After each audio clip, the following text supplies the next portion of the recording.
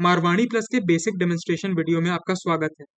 यह video software के केवल बेसिक फीचर्स ही कवर करेगी। डिटेल के लिए आप हमारे नेक्स्ट वीडियो को रेफर कर सकते हैं। यह सॉफ्टवेयर चलाने में काफ़ी आसान है, जिसके एडवांस फीचर्स आप आवश्यकता अनुसार कंट्रोल रूम से कंट्रोल भी कर सकते हो। आइए लॉग इन करते हैं। यहाँ पे आपको फर्म्स के नाम दिखाई देंगे जो भी आपने बनाए होंगे। यहाँ पे जो डिफ़ॉल्ट फर्म है वो डेमो है, तो हम अभी इस पर डबल क्लिक करेंगे। उसके बाद यहाँ पे यूज़र नेम और पासवर्ड मांगेगा। अभी के लिए डिफ़ॉल्ट ये है, यूज़र नेम भी और पासवर्ड भी। आप इसको बाद में चेंज भी कर सकते हो। ये डालने के बाद हम लॉगिन करेंगे।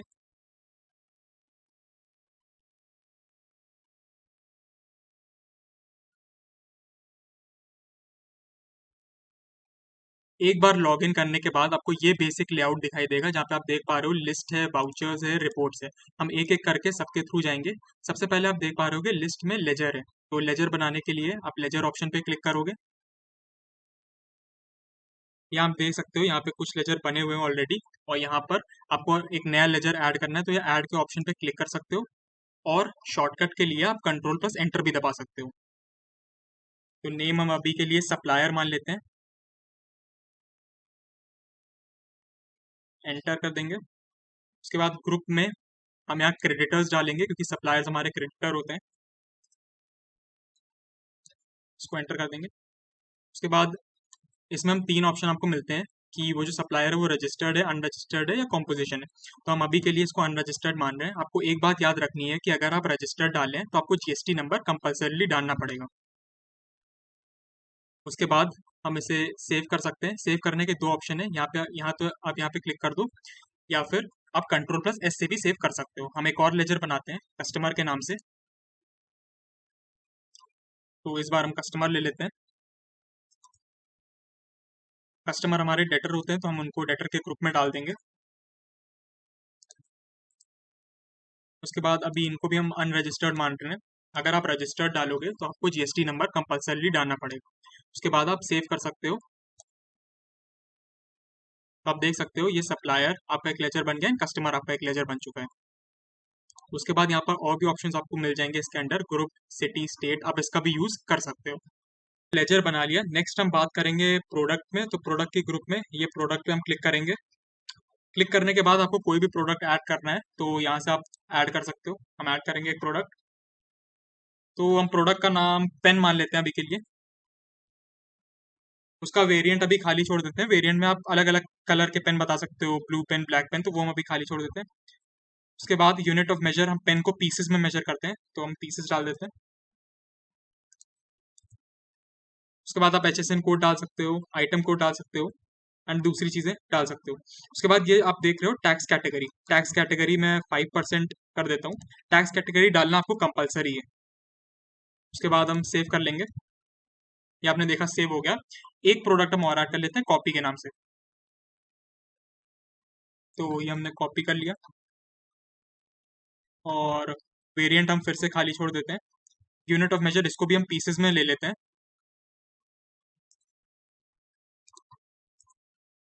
उसके बाद हम इसकी भी टैक्स कैटेगरी जो है वो 5% मान लेते हैं और सेव कर लेते हैं। तो ये हमारे दो प्रोडक्ट्स यहाँ हो गए, कॉपी एंड पेन।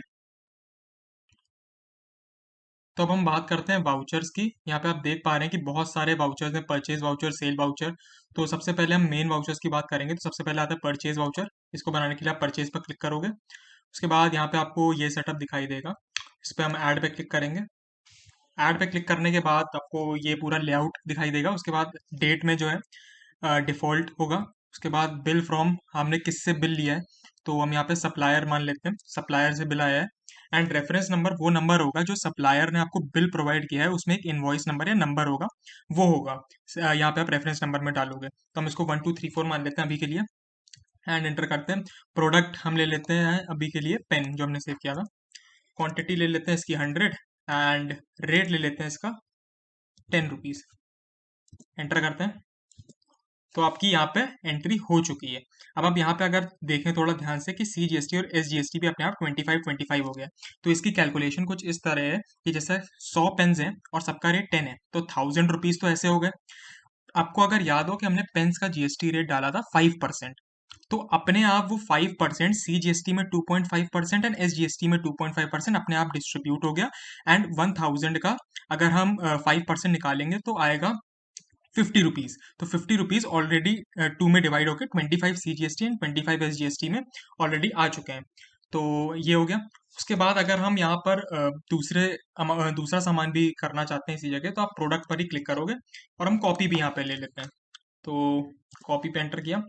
उसके बाद इसकी क्वांटिटी हम 20 मान लेते हैं, रेट 15 मान लेते हैं और इसको एंटर कर देते हैं। तो आपका कॉपी भी यहाँ पर आ गया। अब फिर से आप ध्यान से देखोगे तो पूरा यहाँ पर GST, CGST और SGST कैलकुलेट हो चुका है। कॉपी का भी हमने जो GST रेट लिया था वो 5% लिया था, तो 2.5% के हिसाब से यहाँ पर GST रेट आ चुका है। उसके बाद अगर इस साइड पे आप देखो, यहाँ पर ट्रांसपोर्टर और GR नंबर फ्रीट, ये अगर आप डालना चाहो तो इसका यूज भी आप कर सकते हो। तो हम इसको यहाँ से सेव कर देंगे।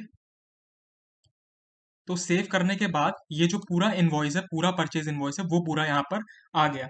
ये 3 जगह चला जाएगा। एक सप्लायर के अकाउंट में एंट्री हो गई होगी, उसके बाद स्टॉक बुक में आपने ये पेन और कॉपी का जो स्टॉक है वो बढ़ गया होगा, उसके बाद GST रिटर्न में ऑटोमेटिकली ये एंट्री अपने आप बुक हो गई होगी।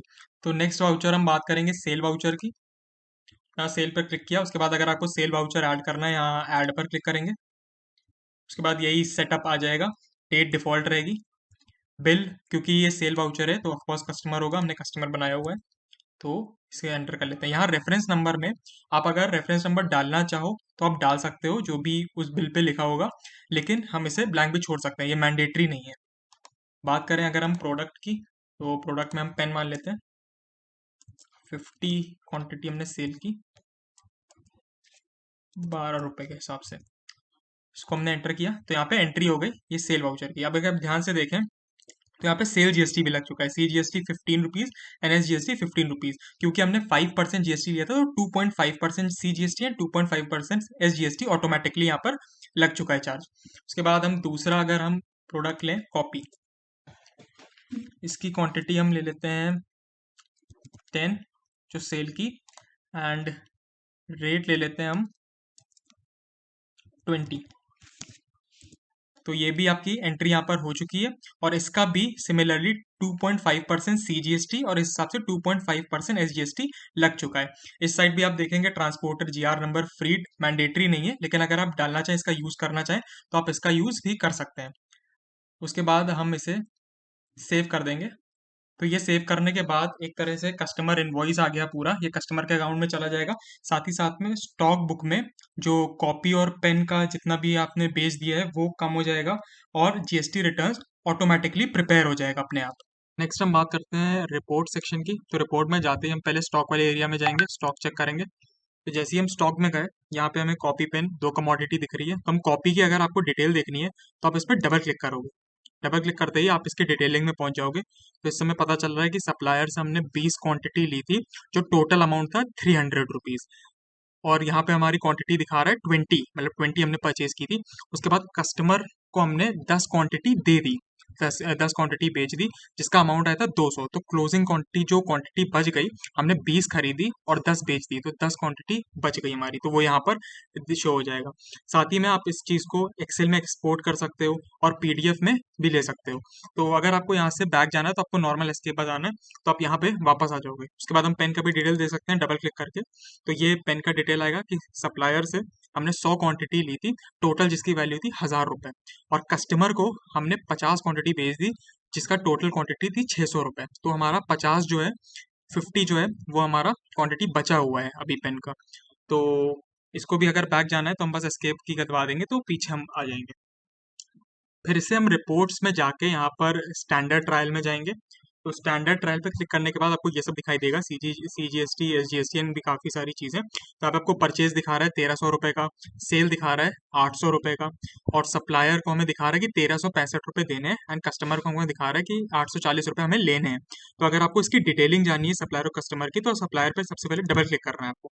तो आप उसकी डिटेलिंग पे यहाँ पर आ सकते हो, पूरा डिटेल आपको यहाँ पे मिल जाएगा। उसके बाद आप एस्केप दबाओगे तो आप वापस उस जगह पहुंच जाओगे। सिमिलरली कस्टमर के लिए भी आप डबल क्लिक करोगे तो आपको डिटेलिंग इसकी मिल जाएगी। आपको बैक करना है तो वापस एस्केप की। तो आप यहाँ पे वापस आ जाओगे इस एरिया में। अगर इस चीज को आपको एक्सेल में एक्सपोर्ट करना है तो आप एक क्लिक के साथ कर सकते हो, पीडीएफ में चाहिए आप एक क्लिक के साथ कर सकते हो, तो ये बहुत ही ईजी है। तो नेक्स्ट हम बात करेंगे रिसेट वाउचर की। तो यहाँ पे हम ऐड पे जाएंगे। ऐड करने के बाद आपको ये लेआउट नजर आएगा, तो एंटर करेंगे। उसके बाद लेजर हमें बताना है कि कस्टमर ने आपको किस फॉर्म में पेमेंट की है, उसने कैश में पेमेंट की है या बैंक में। इस केस में हम कैश मान के चलते हैं। आगे चलते हैं, पार्टी क्या है, पार्टी कौन है, कस्टमर है। कस्टमर ने पेमेंट की है 840 रुपए की, फुल पेमेंट की है। तो ये आपकी एंट्री हो गई रिसिट वाउचर में, इसको आप कर देंगे सेव। नेक्स्ट हम जाएंगे ये चेक करने रिपोर्ट में स्टैंडर्ड ट्रायल में कि इसका इफेक्ट क्या आया है स्टैंडर्ड ट्रायल पे, तो देखते हैं। तो यहाँ पे आप देख पा रहे होंगे कि कस्टमर का कोई अकाउंट नहीं है, क्योंकि उसको 840 की पेमेंट करनी थी एंड उसने फुल पेमेंट कर दी, मतलब उसका अकाउंट सेटल हो चुका है पूरी तरीके से। अब फिर से जाते हैं हम वाउचर्स वाले सेक्शन में। तो वाउचर्स वाले सेक्शन में जाने के बाद इस बार हम पेमेंट वाउचर में जाते हैं, ऐड करेंगे फिर से। यहाँ पर फिर से वही लेआउट आ जाएगा। तो लेजर की हम बात करें फिर से वही कि आपको कैश में पेमेंट करना है या बैंक में। इस पर्टिकुलर केस में हम कैश मान लेते हैं। उसके बाद पार्टी, पार्टी यहाँ पे सप्लायर होगा। अमाउंट हम इन पार्ट पेमेंट कर रहे हैं 365 रुपए की, 365 रुपीज की हम इन पार्ट पेमेंट कर रहे हैं। ये आपकी एंट्री यहाँ पर हो गई। अब इसका इफेक्ट देखेंगे हम स्टैंडर्ड ट्रायल पे एक बार सेव करने के बाद। तो इसको हमने सेव कर दिया। अब चलते हैं रिपोर्ट सेक्शन में, देखते हैं स्टैंडर्ड ट्रायल। तो स्टैंडर्ड ट्रायल में आप देख पा रहे होंगे ये सप्लायर वाला सेक्शन कि इसमें 1365 रुपए थे, 1365 रुपए। लेकिन अब 1000 रुपए बचे हमें सप्लायर को देना, क्योंकि हमने 365 का पार्ट पेमेंट कर चुके हैं। अगर आपको इसकी डिटेल जाननी है आप इसी पे डबल क्लिक कर सकते हो। तो आप डबल क्लिक करोगे, आप यहाँ पे देख सकते हो कि 365 की पेमेंट 13 अगस्त को हम कर चुके हैं और अभी 1000 की पेमेंट बाकी है। तो यहाँ से आप पूरा हिसाब ले सकते हो। उसके बाद एस्केप करके आप बैक भी कर सकते हो यहीं से। तो ये था सॉफ्टवेयर का बेसिक डेमोन्स्ट्रेशन। ज़्यादा डिटेल के लिए आप हमारी नेक्स्ट वीडियो को ज़रूर देखिएगा। धन्यवाद।